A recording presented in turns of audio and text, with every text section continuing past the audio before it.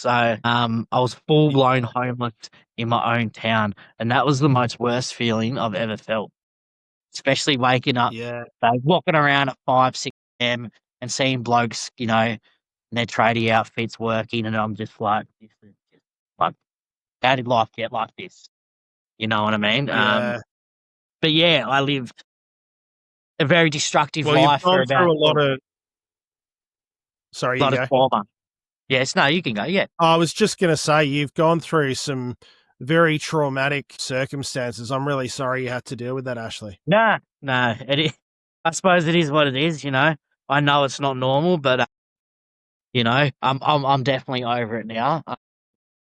It's fine, but it's still not good, and it's still not healthy. But yeah, I was homeless on the street for a while, and yeah, I ended up breaking into the house, man, a few times, sleeping there.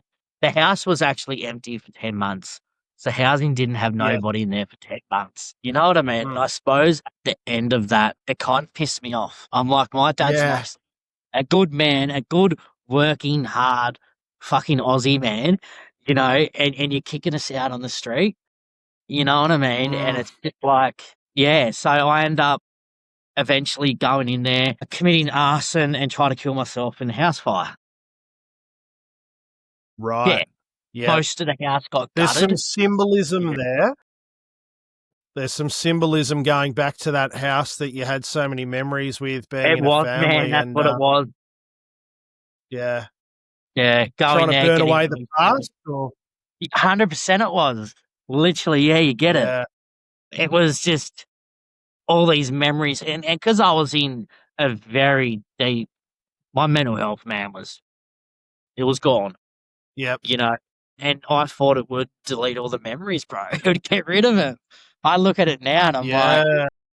that's Well, it's addict behaviour, isn't it? If I do this, I'll just light the old house on fire, and then I'll be fine. yeah, no, literally. But I didn't know how fast, rooms actually went up in a house fire. Like the smoke, man. It's the smoke. The Yeah, smoke just like rushed through the hallway and it just dropped me, man. I just started choking and I had ambos just rip yeah. me out of the house. Yeah, I was very So lucky. you were pulled from a burning house. Yeah, yeah, man. So what happened is I actually went into the house to try set alight the house, and it wasn't planned at all.